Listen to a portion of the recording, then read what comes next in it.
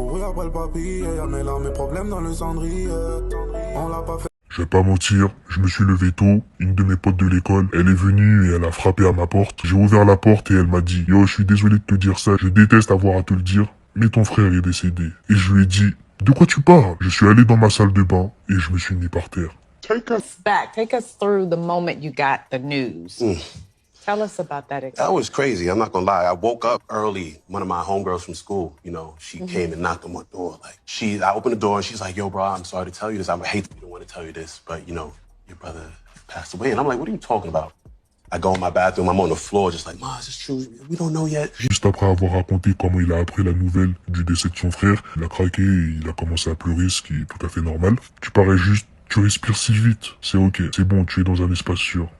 C'est bon, bébé. Je suis désolé. C'est bon, ne t'excuse pas. Oh my goodness gracious, now. You just look, you breathing so fast. You just, it's okay. It is okay. You are in a safe space. It is okay, baby. I'm sorry. It's okay. Don't you don't be sorry. apologize.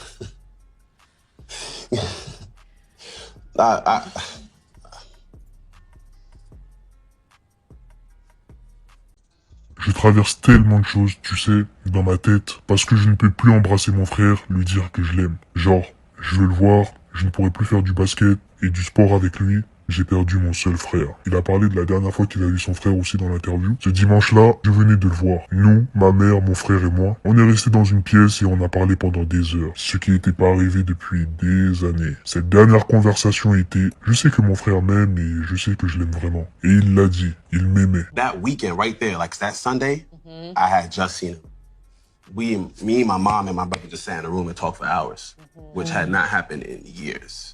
That last conversation was, okay, I know my brother loves me, and he knows I do. Il a aussi parlé du fait que les rappeurs ne soient pas du tout protégés. Enfin, pas tous les rappeurs, mais quelques rappeurs. Quand est-ce que ça va s'arrêter? C'est pas juste Pop Smoke, King Von, Nipsey. 13 jeunes rappeurs sont morts l'année dernière assassinés. It's not just Pop Smoke, it's not just King Von, it's not just Nipsey. 13 young rappers died last year, were murdered Yeah. last year. Et là, il y a Taraji qui lui demande « As-tu suivi une thérapie ?» J'ai essayé, tu sais. J'avais quelqu'un qui est juste dehors. Je faisais des séances par téléphone, mais ça marchait pas. J'étais censé trouver quelqu'un à Brooklyn. Écoutez bien la partie que je vais vous citer parce que c'est très important. Vous allez apprendre que Pop Smoke était déjà menacé avant sa mort. Quand il a traversé une situation qui était genre, des gens voulaient le mettre au sol et le supprimer. Et tu sais, il y avait beaucoup de menaces de mort. À cause de ça, les gens essayaient de savoir d'où les menaces venaient. Il y a beaucoup de facteurs qui rentrent en jeu parce que genre, tu sors sans sécurité. Genre, je peux même pas me dire que ça se passe comme ça. C'est juste ahurissant pour moi. Que quelqu'un laisse une superstar sortir sans sécurité. Ça joue avec mon esprit, ça n'a aucun sens. There's a lot that goes into it because it's just like